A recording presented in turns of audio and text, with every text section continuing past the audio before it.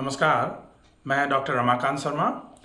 आज हम विषय लेकर आए हैं लो बीपी। लो बीपी मतलब खून के संचार में जब कमी आना चालू हो जाए, खून का दबाव जब खून की नलियों पर कम होना चालू हो जाए, जिसकी वजह से हमें लगातार कमजोरी लग रही है, सिर की तरफ खून का संचार कम पहुंचने की वजह से लगातार सिर में भारीपन या फिर चक्कर आ रहे हैं, या फिर हम किसी भी काम को करने के लिए खूब कोशिश करते हैं लेकिन हमारा पूरे तरीके से मन बन ही नहीं पाता है। हम काम को टालते चले जा रहे हैं, आज का काम कल, कल का काम परसों। सामान्य तौर पर ये सारी समस्याएं लो बीपी वालों के साथ में होती हैं।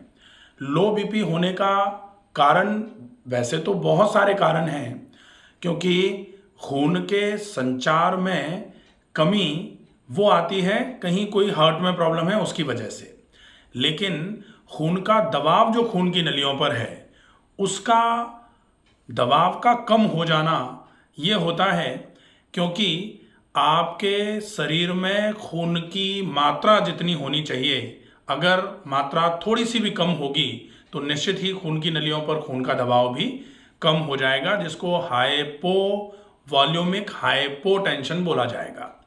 या ये जो कंडीशन है, इस कंडीशन की वजह से बीपी लो होगा, या फिर कभी कभी ऐसा होता है कि खून की मात्रा तो पूरी है लेकिन हार्ट में कहीं कोई कमजोरी आ रही है, जिसकी वजह से हार्ट उस खून की मात्रा को जो आपके पूरे शरीर में है, हार्ट उसको पूरे शरीर की खून की नलियों में सर्कुलेट नहीं करा पा रहा है। कार्डिक आउटपुट अगर हार्ट का कम हो जाता है तब भी बीपी कम रहना चालू हो जाता है।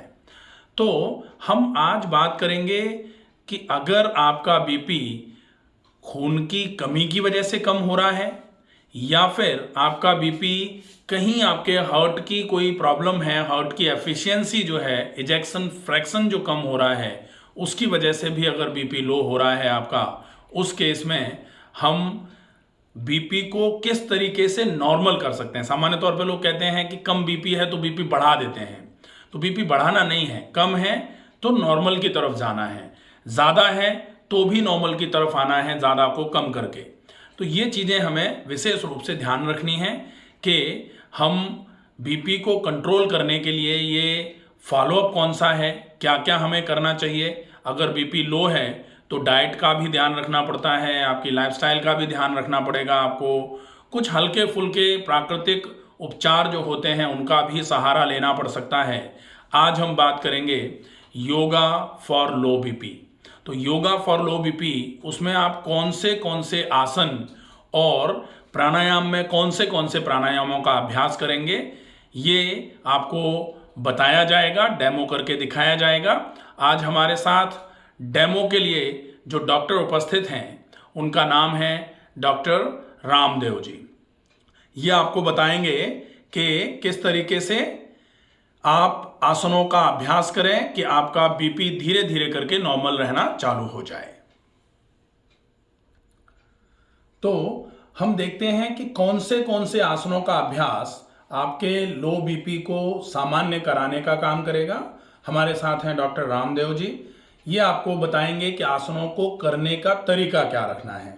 सबसे पहला आसन जो हम करेंगे, आसन का नाम है पाद हस्तासन। पाद हस्तासन खड़े होके करने वाला आसन है। खड़े होके करने के लिए दोनों पैर मिलाकर के खड़े हुए हैं, दोनों हाथ फ्रंट थाइस पर हैं।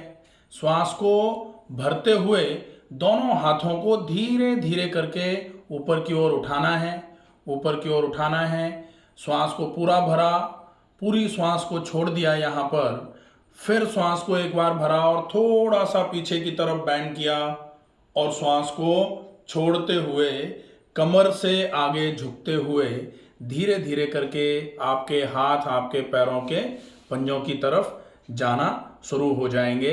इसको बोला जाता है पाद हस्तासन, पैरों पर हाथों का पहुंचना।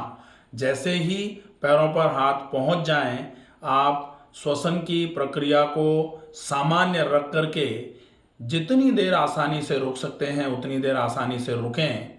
इसमें श्वास की प्रक्रिया जब आप रुके हैं तो श्वास को भरना और भरी गई श्वास को धीरे धीरे करके छोड़ना आप लगातार चालू रख सकते हैं।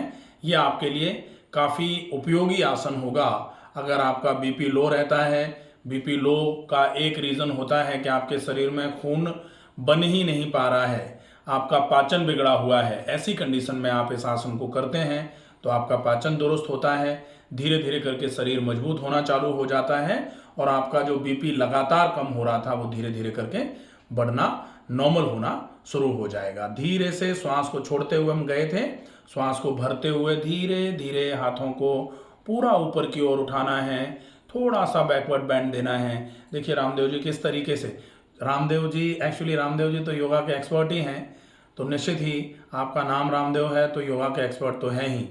तो श्वास को भरते हुए हम ऊपर गए, श्वास छोड़ते हुए धीरे से हाथों को नीचे ले आए। पहला आसन था पाद हस्तासन।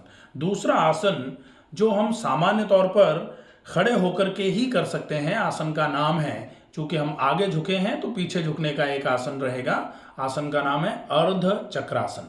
अर्ध चक्रासन के लिए डॉक्टर रामदेव जी आप इधर की तरफ सिर करके, चेहरा करके खड़े हो जाएंगे ताकि पेशेंट पूरे तरीके से, जो लोग देख रहे हैं वो पूरे तरीके से ये देख पाएं कि अर्ध चक्रासन में बेंडिंग किस तरीके से होगी। तो श्वास को भरते हुए सबसे पहले दोनों पैर मिला के रखे हुए हैं, दोनों हाथ फ्रंट थाइस पर हैं। श्वास को भरते हुए धीरे धीरे करके हाथों को सामने की ओर से उठाते हुए सिर से ऊपर ले जाना है। धीरे धीरे धीरे धीरे हाथ ऊपर जाएंगे। फिर श्वास को भरते हुए हाथ ऊपर गए थे, पूरी श्वास को छोड़ दिया। पूरी श्वास को छोड़ने के बाद फिर आप श्वास को भरेंगे और दोबारा पूरा कमर से पीछे झुकते हुए दोनों हाथों को पूरा पीछे की ओर लाना है। हाथों को पीछे की ओर लाने की कोशिश, आपके बाजू आपके कानों से सटे हुए रहने चाहिए। आप यहाँ श्वास को भरते हुए जाकर के अब आप यहाँ रुकें और अगर रुकने में आपको श्वसन में दिक्कत आ रही है तो श्वास को भरना और छोड़ना यहाँ भी जारी रख सकते हैं। धीरे से श्वास को भरते हुए, चूंकि हम हाथों को पीछे की तरफ लेके आए थे, तो श्वास को छोड़ते हुए पूरा हाथ ऊपर की तरफ खींचेंगे, फिर पूरा श्वास भरेंगे। श्वास को छोड़ते हुए धीरे धीरे करके हाथों को सामान्य स्थिति में लेकर के आ जाएंगे। ये आसन हो गया दूसरा। ये खड़े होके करने वाले आसन थे। अब हम सीधे बैठ करके करने वाले आसन करेंगे। तो खड़े हुए, जो हम अभी खड़े होके आसन कर रहे थे तो हम आराम से खड़े हुए थे, अब हम धीरे से बैठने की अवस्था में आ जाएंगे। धीरे से बैठने के लिए दोनों हाथ सामने की तरफ कंधों के बराबर ऊंचाई में सामने उठाना है। दोनों हाथ कंधे के बराबर ऊंचाई में उठाना है। धीरे धीरे करके एक एक घुटने को मोड़ करके या दोनों घुटने एक साथ मोड़ करके आप जमीन पर बैठ जाइए। फिर धीरे से वज्रासन में आ जाए। वज्रासन में अगर आ रहे हैं तो ध्यान रखें घुटनों में दर्द आपके ना हो तो ही वज्रासन की अवस्था में आएंगे, और अगर घुटनों में दर्द है तो निश्चित ही आप वज्रासन की अवस्था नहीं अडॉप्ट करेंगे। इसका आपको थोड़ा ध्यान रखना पड़ेगा। अब हम करेंगे बैठ के करने वाले आसन। तो बैठ के करने वाले आसनों में जो हम पहला आसन करेंगे वो होगा पश्चिमोत्तानासन। पश्चिमोत्तानासन के लिए दोनों पैर सामने फैला करके सीधे बैठ जाना है। दोनों हाथ फ्रंट थाइस पर रहेंगे। श्वास को पूरा भरना है। श्वास को भरते हुए हाथों को धीरे धीरे करके कंधों के बराबर ऊंचाई सामने की तरफ से उठाते हुए हाथों को सिर के ऊपर पीछे की तरफ ले जाएंगे। धीरे से श्वास को छोड़ते हुए हाथों को सामने पैरों की तरफ लेकर के आना है, कमर से आगे झुकते हुए। कमर से धीरे धीरे आगे झुकेंगे, हाथ पैरों के पंजों की तरफ आएंगे और कमर से आगे झुकने की कोशिश करेंगे। यहाँ जितना हम कमर से आगे झुकेंगे उतना ज़्यादा दबाव हमारे एब्डोमिनल एरिया पर पड़ेगा। एब्डोमिनल एरिया पर दबाव पड़ेगा तो पाचन की व्यवस्था जो है वो दुरुस्त होना चालू हो जाएगी। इससे आपके फेफड़ों पर, गले पर, चेहरे पर, मस्तिष्क तक अच्छी मात्रा में खून पहुंचता है। तो ये भी आसन बहुत इफेक्टिवली लो बीपी के केस को डील कर सकता है। श्वास को छोड़ते हुए आसन में गए थे, श्वास को भरते हुए धीरे से वापस आएंगे। श्वास को भरते हुए दोनों हाथों को ऊपर की ओर उठाएंगे। धीरे से हाथों को ऊपर उठाने के साथ साथ हम ऊपर की तरफ आ गए। अब हम धीरे से श्वास को छोड़ेंगे, दोनों हाथ सामने की तरफ पैरों के घुटनों की तरफ लेके आ जाएंगे। अब हम तीसरा आसन जो आसन है उष्ट्रासन, उस आसन को करेंगे। उष्ट्रासन को करने के लिए हम सीधे बैठे हुए हैं, दोनों पैर हमारे सामने फैले हुए हैं, दोनों हाथ घुटनों पर हैं। दाहिने पैर को घुटने से मोड़ेंगे। दाहिने पैर को घुटने से पहले दाहिने पैर को घुटने से मोड़ा और आपके दाहिने पैर की एड़ी जो है वो आपके दाहिने कूल्हे के नीचे जाएगी।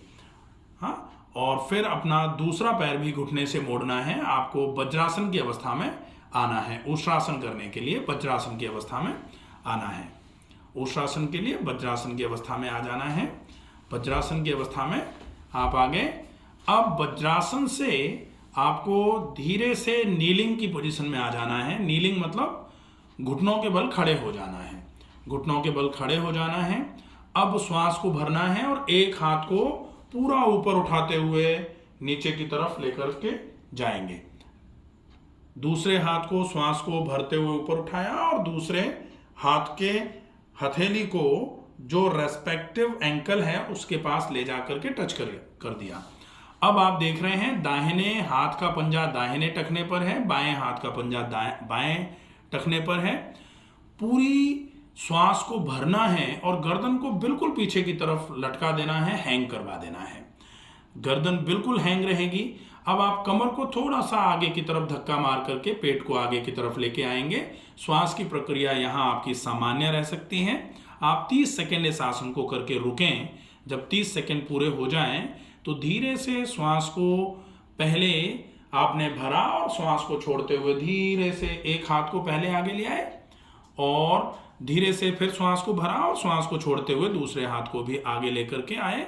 नीलिंग की अवस्था में खड़े हुए हैं। श्वास को भरा, श्वास को छोड़ते हुए धीरे से आप वज्रासन की अवस्था में बैठ जाएं। और अब हम चौथा आसन जिसको वक्रासन कहा जाता है उसके लिए दोनों पैर फिर से सामने की तरफ फैला लेंगे। दोनों पैर सामने की तरफ फैले हुए हैं। दोनों हाथ पैरों के घुटनों पर हैं। अब हम वक्रासन का अभ्यास करेंगे। वक्रासन में आप अपने दाहिने पैर को घुटने से मोड़ करके दाहिने पैर के पंजे को बाएं पैर के घुटने के पास में रखेंगे और अब आपको अपने दोनों हाथों को कंधों के बराबर ऊंचाई में बगल में उठाना है, बगल की तरफ। अब आप अपने बाएं हाथ को सामने की तरफ लेके आएंगे। बायां मतलब लेफ्ट हैंड को, लेफ्ट वाले हाथ को सामने की तरफ लेकर के आएंगे और दायां वाला हाथ पीछे की तरफ जाएगा, दायां वाला हाथ पीछे की तरफ जाएगा। बायां वाला हाथ जो है वो घुटने से पूरा रैप करते हुए आपके टखने पर टच होगा। जो पैर मुड़ा हुआ है उसके पैर के टखने के पास आपका हाथ आ जाएगा और दूसरा वाला हाथ जो है वो पैर के पीछे की तरफ से कमर की तरफ है, पीछे की तरफ कमर के आपने उस हाथ को जमीन पर रख रखा है। आप देख रहे हैं यहाँ पूरे के पूरे पेट पर टॉर्क का इफेक्ट जा रहा है। पूरा पेट एक तरीके से टॉर्क की कंडीशन में है, ट्विस्टेड फॉर्म में है। ये आपके पाचन को बहुत अच्छे तरीके से ठीक करता है, आपके किडनी की फंक्शनल एबिलिटी को बढ़ाता है, लिवर की फंक्शनल एबिलिटी को बढ़ाता है, गॉल ब्लैडर ठीक रहता है, इससे स्प्लीन ठीक रहता है, इससे पैनक्रियाटिक स्टिमुलेशन होता है और आंतों पर मसाजिंग का इफेक्ट मिलता है। तो ये इंटरनली सारे ऑर्गन्स को बहुत अच्छा करने का काम करेगा। पाचन की व्यवस्था दुरुस्त रहेगी, जो भी आप खाएंगे पिएंगे बहुत अच्छे तरीके से पचेगा। तो निश्चित ही ये आसन आपके बीपी को नॉर्मल कराने में बहुत हेल्प करने वाला सिद्ध होता है। धीरे से श्वास को छोड़ते हुए आप गए थे आसन में, श्वास को भरते हुए आप दोनों हाथ कंधे के बराबर ऊंचाई में फैला लेंगे और श्वास को छोड़ते हुए दोनों हाथों को धीरे से नीचे लेकर के आ जाएंगे। ये हो जाएगा आपका वक्रासन। अब हम पांचवा आसन करेंगे। आसन का नाम है अर्ध मत्स्येंद्रासन। अर्ध मत्स्येंद्रासन के लिए आपको अपने दाहिने पैर की एड़ी को बाएं पैर के कूल्हे के नीचे रखना है और अब आपको अपने बाएं पैर को धीरे से घुटने से मोड़ते हुए बाएं पैर को दाहिने पैर के घुटने के दाहिने तरफ रख दिया। अब आप अपने दोनों हाथों को श्वास को भरते हुए कंधे के बराबर ऊंचाई में साइड्स में उठाएंगे। श्वास को छोड़ते हुए अपने दाहिने हाथ को दाहिना मतलब राइट हैंड को आप अपने बाएं घुटने से रैप करते हुए, बाएं घुटने से रैप करेंगे अच्छे तरीके से, और फिर आपका जो हाथ है ये आपका बाएं टखने के पास जा रहा होगा, बाएं टखने के पास जाएगा, बिल्कुल ये। अब आपका जो बायां हाथ है वो कमर पर पीछे की तरफ आप रख लेंगे, कमर पर पीछे की तरफ रख लेंगे। अब आप देख रहे हैं कि पेट पूरा का पूरा ट्विस्टेड है, आपकी रीढ़ की मांसपेशियां मजबूत हो रही हैं, आपका पूरा पोस्चर ठीक हो रहा है, आपका हिप जॉइंट जो है उसकी मांसपेशियां बहुत अच्छे तरीके से इसमें स्ट्रेच हो रही हैं, और साथ में आपके पेट पर कंप्रेशन का इफेक्ट जा रहा है। तो एब्डोमिनल ऑर्गन्स जो भी हैं वो सारे के सारे एब्डोमिनल ऑर्गन्स बहुत अच्छे तरीके से स्टिमुलेट होंगे। बहुत अच्छा फायदा ये आपके लो बीपी के केस में देता है, बहुत ही बढ़िया तरीके से ये आपके लो बीपी को नॉर्मल कराने का काम करेगा। धीरे से श्वास को छोड़ते हुए आसन में गए थे, श्वास को भरते हुए दोनों हाथ कंधों के बराबर ऊंचाई में लेके आए, और श्वास को छोड़ते हुए धीरे धीरे करके हाथ जमीन पर लेके आ गए। ये अर्ध मत्स्येंद्रासन होगा। इसके बाद बैठ के करने वाले आसनों की ही सीरीज में हम एक आसन करेंगे। आसन का नाम है गौमुखासन। गौमुखासन जो है ये भी लो बीपी के लिए बहुत इफेक्टिव आसन है। इसमें आपके फेफड़ों की कार्यक्षमता बढ़ती है, और फेफड़ों की कार्यक्षमता बढ़ती है तो शरीर में अच्छी मात्रा में ऑक्सीजन पहुंचना चालू होती है, शरीर पूरे तरीके से सुचारू रूप से कार्य करना चालू करता है। ये आपके लो बीपी को नॉर्मल करने के लिए बहुत इफेक्टिवली काम में आता है। तो हम दोनों पैर सामने सीधे फैला करके बैठे हुए हैं। सबसे पहले दाहिने पैर को मोड़ करके दाहिने पैर की एड़ी को बाएं पैर के कूल्हे के नीचे रख लिया। फिर आपको अपने बाएं पैर को मोड़ना है, और बाएं पैर को मोड़ करके बाएं पैर की एड़ी को दाएं पैर की कूल्हे के पास में ले गए। अब आप देख रहे हैं आपके दोनों घुटने ऊपर नीचे हैं। जो घुटना नीचे है वो उसके ठीक ऊपर आपका ऊपर वाले पैर का घुटना है।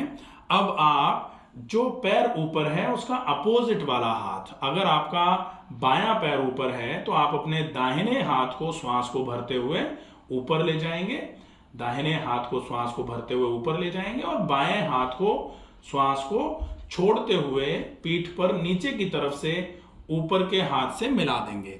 ये जो है ये आसन होता है गौमुखासन। ये गौमुखासन इसलिए बोला जाता है कि गौ के मुख के समान इसमें आपके पैरों की अवस्था होती है। तो ये आसन आपके फेफड़ों को मजबूत करने के लिए बहुत उपयोगी होता है। ये आपको फेफड़ों को इतने अच्छे तरीके से मजबूत करेगा कि ये आपके फेफड़ों को मजबूत करके पूरे शरीर में ऑक्सीजन सैचुरेशन बढ़ाने का काम करेगा, और आपको बहुत अच्छा इससे लाभ होगा। ये हो जाएगा आपका गौमुखासन। श्वास को भरते हुए आप आसन की अवस्था में ऊपर के हाथ को श्वास को भरा था, फिर आप छोड़ते हुए श्वास को आसन में आए थे। अब श्वास को भरते हुए दोनों हाथों को आपको कंधे के बराबर ऊंचाई में उठाना है, और श्वास को छोड़ते हुए हाथ सामान्य लेके आना है, दोनों पैरों को सामान्य सामने की तरफ फैला देना है। ये हो जाएगा गौमुखासन। अब हम सातवां आसन जिसको जानु सिरासन बोला जाता है उसका अभ्यास करेंगे। जानु सिरासन जो है उसके लिए दोनों पैर सामने की तरफ फैला करके इधर की तरफ मुंह करके अपन सामने बैठे हुए हैं। दोनों पैरों के बीच में जितना मैक्सिमम गैप आप कर सकते हैं दोनों पैरों को सामने की तरफ फैला लिया। अब आप अपने दाहिने पैर के घुटने को मोड़ करके दाहिने पैर की एड़ी को आप अपने बाएं पैर की रूट ऑफ थाई पर लगा लेते हैं। ठीक है, अब आपका जो पैर फैला हुआ है, बायां पैर आपका फैला हुआ है, दोनों हाथ बाएं पैर की तरफ चले जाएंगे, दोनों हाथ बाएं पैर पर। श्वास को भरते हुए पूरी श्वास को भरना है, दोनों हाथों को ऊपर की ओर उठाना है, श्वास को धीरे धीरे छोड़ना है, और श्वास को छोड़ते हुए दोनों हाथों को जो पैर फैला हुआ है उस पैर के पंजे के पास में ले जाना है, और धीरे से कोशिश करनी है कि आपके घुटने पर आपका सिर लगना चालू हो जाए। घुटना पर सिर लगेगा, घुटने का मतलब जानु, और सिर जो है वो जब घुटने पर लगता है तो जानु सिरासन बोला जाता है। अब इस आसन को करने में आप श्वास को छोड़ते हुए आसन की अवस्था में गए थे, आप पहुंच करके 30 सेकंड तक आसन को होल्ड कर लीजिए, और जब 30 सेकंड पूरे हो जाएं तो धीरे धीरे करके श्वास को भरते हुए वापस आना है, श्वास को भरते हुए वापस आना है, और धीरे धीरे करके श्वास को छोड़ते हुए दोनों हाथों को सामान्य लेकर के आना है। ये आसन हो जाएगा जानु सिरासन। जानु सिरासन भी लो बीपी के लिए बहुत इफेक्टिव आसन है। अब हम बैठ के करने वाले आसनों के बाद सीधे लेट करके करने वाले आसनों की तरफ चलते हैं। सीधे लेट के करने वाले आसनों के लिए हम पीठ के बल बिल्कुल सीधे लेट जाएं। पीठ के बल बिल्कुल सीधे लेट जाएं, दोनों पैर मिले हुए, दोनों हाथ शरीर के बगल में। पहला आसन हम करेंगे, आसन का नाम होगा सर्वांगासन। सर्वांगासन में हमें अपने दोनों पैरों को श्वास को भरते हुए धीरे धीरे करके उठाना है। श्वास को भरते हुए दोनों पैरों को धीरे धीरे करके उठाया, दोनों पैर उठाए उठाए उठाए, धीरे से कमर को उठाते हुए पूरे शरीर को, आपको पूरे शरीर के वजन को घुटनों से पैर को बिल्कुल सीधा रखना है। ये ध्यान रखना पड़ेगा। यहाँ आपका पूरा वजन आपके कंधों पर है। ये शोल्डर स्टैंड पोज बोला जाता है, ना कि नेक स्टैंड। गर्दन पर अगर वजन डालेंगे तो ये गर्दन के लिए बहुत नुकसानदायक होगा, इसलिए आप अपना पूरा का पूरा वजन कंधों पर रखेंगे। कंधों से वजन को पूरा का पूरा वजन कंधों पर उठाया हुआ है, कंधों पर पूरा का पूरा वजन रहे। ये बिल्कुल ध्यान में रखने वाली बात है। बार बार इसीलिए बोला जा रहा है कि अगर कंधों से वजन गर्दन पे पड़ेगा तो सर्वाइकल स्पॉन्डिलाइटिस की प्रॉब्लम नहीं है, अगर तो भी हो सकती है। गर्दन में दर्द हो सकता है, मांसपेशियां खिंच सकती हैं गर्दन की, इसलिए आपको शोल्डर स्टैंड पोज है तो कंधों पर वजन रखना है। धीरे से श्वास को भरते हुए धीरे धीरे करके पहले श्वास को छोड़ेंगे, कमर को जमीन तक लेके आएंगे और श्वास को भरते हुए आप पूरा का पूरा ये जो पोस्चर है इसको मेंटेन करें। फिर श्वास को छोड़ते हुए धीरे धीरे करके पैरों को नीचे लेके आ जाएंगे। ये हो जाएगा सर्वांगासन। अब हम अगला आसन जो इसी सीरीज में करेंगे, आसन का नाम है हलासन। अगर बीपी कम रहता है तो ये हलासन और सर्वांगासन, अगर तुरंत किसी का बीपी कम हो, जैसे आपने कभी सुना होगा कि अगर किसी फीमेल को एकदम से चक्कर आ गए, एकदम से उसका बीपी लो हो गया, तो हम क्या करते हैं, पैरों को उठा करके पैरों को थोड़ा सा ऊपर की तरफ सिर से ऊपर कर देते हैं, तो पैरों का पूरा खून धीरे धीरे करके वो हार्ट की तरफ जाना चालू होता है। और हार्ट की तरफ खून की सप्लाई जब बढ़ती है तो हार्ट का कार्डियक आउटपुट भी धीरे धीरे करके बढ़ जाता है, जो कम होते हुए बीपी को इंस्टेंट रिवाइव करवा देता है। तो अब हम इसी क्रम में दूसरा आसन करेंगे, हलासन। हलासन के लिए पहले हम सर्वांगासन की अवस्था में जाएंगे। सर्वांगासन की अवस्था में जाएंगे। सर्वांगासन में जैसे हमने पहले अभी आसन किया था सर्वांगासन, ठीक वो पूरा प्रोसेस फॉलो करते हुए सर्वांगासन में गए। धीरे धीरे करके श्वास को छोड़ते हुए हमें अपने दोनों पैरों के पंजों को अपने सिर के पीछे जमीन पर लगा लेना है। आप देख रहे हैं हल्के समान स्थिति होती है पूरे शरीर की, इसलिए इस आसन को हलासन बोला जाता है। हलासन की अवस्था में जितना रुक सकते हैं उतना रुकें। धीरे से श्वास को छोड़ते हुए, चूंकि आसन में गए थे, श्वास को भरते हुए दोनों पैरों को उत्तान पादासन की अवस्था में लेके आ जाएंगे। दोनों पैरों को उत्तान पादासन की अवस्था में लेके आए।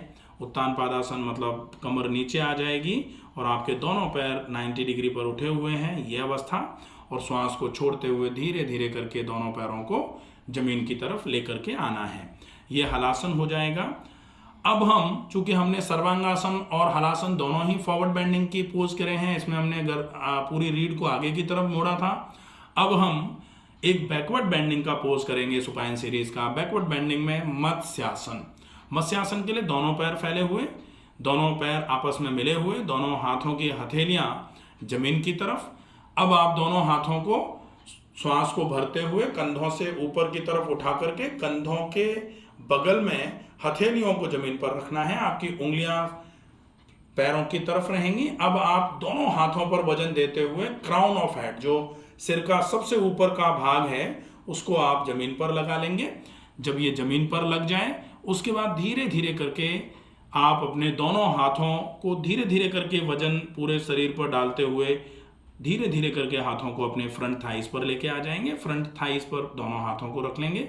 ये आसन होता है मत्स्यासन। मत्स्यासन का अभ्यास अगर आप करते हैं तो ये सामान्य तौर पर वैसे थायराइड में काम करता है, अस्थमा में काम करता है, ये पूरी की पूरी स्पाइन को स्ट्रेच करने का काम करता है, तो ये कमर के दर्द में भी काफ़ी इफेक्टिवली काम करता है। साथ में ये डाइजेस्टिव ट्रैक्ट को भी बहुत अच्छा करता है। धीरे से आप दोनों हाथों को फिर से कंधों के बगल में लेकर के आएंगे।